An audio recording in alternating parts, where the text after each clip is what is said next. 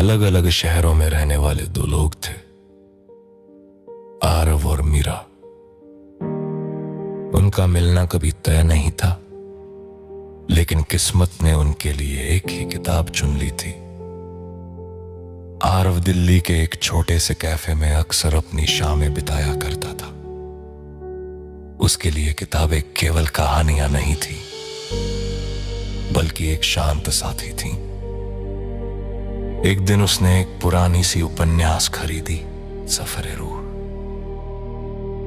पहले ही पन्ने पर किसी अनजान हाथ से लिखी एक पंक्ति थी, कभी कभी किताबें भी इंसान जैसी होती हैं, चुपचाप दिल की बात समझ लेती हैं।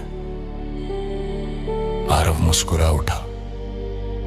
उसने पेंसिल उठाई और उसी किनारे पर लिख दिया। और कभी कभी किसी अनजान का दिल भी अपना सा लगने लगता है। उसे क्या पता था कि उसका ये उत्तर किसी और दिल तक पहुंच जाएगा। कुछ दिनों बाद वही किताब जयपुर के एक हॉस्टल कमरे में मीरा के हाथों में थी।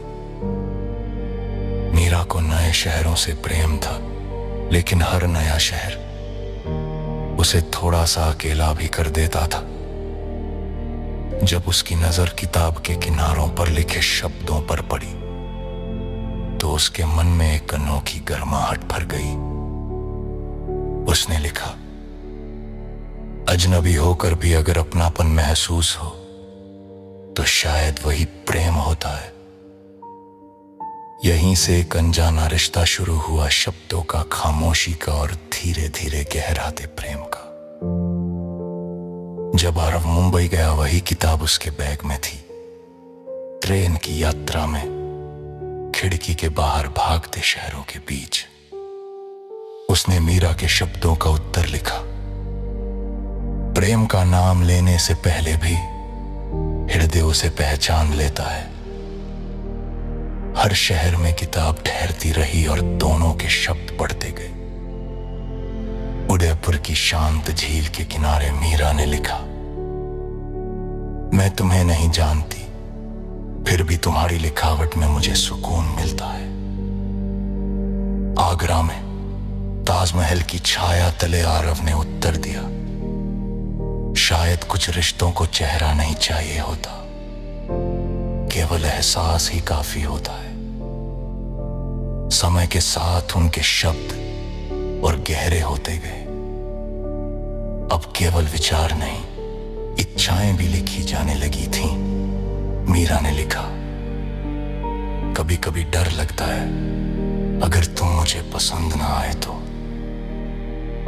आरव का उत्तर कुछ कांपते हुए शब्दों में था, और मुझे डर लगता है अगर तुम मुझे बहुत ज्यादा पसंद आ गई तो। अब उनके दिल सिर्फ पन्नों पर नहीं, बल्कि एक दूसरे के लिए धड़कने लगे थे। फिर एक दिन मीरा ने अंतिम पन्ने पर लिखा, अगर हम एक ही किताब पढ़ रहे हैं, तो क्या हम एक ही कहानी का हिस्सा नहीं है? कल मैं वाराणसी जा रही हूं। आरव ने वो पंक्ति पढ़कर किताब बंद कर दी। उसका हृदय तेजी से धड़क रहा था। उसने लिखा, कल मैं भी वाराणसी में हूं। शायद कहानी को चेहरा देने का समय आ गया है। वाराणसी की सुबह, गंगा घाट पर हल्की धूप बिखरी हुई थी। लोग, शोर, घंटियों की आवाज, सब कुछ था। लेकिन आरव और मीरा के लिए पूरी दुनिया केवल एक प्रतीक्षा बन चुकी थी। मीरा ने किताब को अपने सीने से लगा रखा था। आरव वही किताब हाथ में लिए भीड़ में खड़ा था। वे एक दूसरे को पहचान नहीं पा रहे थे, लेकिन जब दोनों की नजर एक ही किताब पर पड़ी, वही पुरानी किताब, वही लिखावट से भरी, सब कुछ स्पष्ट हो गया। आरव ने धीरे से कहा, सफरे रूह। मीरा की आंखों में आंसू और मुस्कान एक साथ चमक उठे। तुम्हारी लिखावट बिल्कुल वैसी ही है जैसी मैंने कल्पना की अधिक बोले, दोनों एक दूसरे को समझ गए।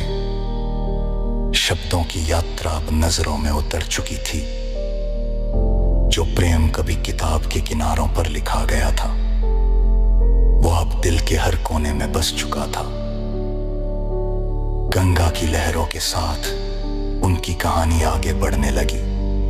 अब केवल किताब में नहीं, बल्कि जीवन में, और शायद किसी और शहर में, किसी और किताब के पन्नों पर।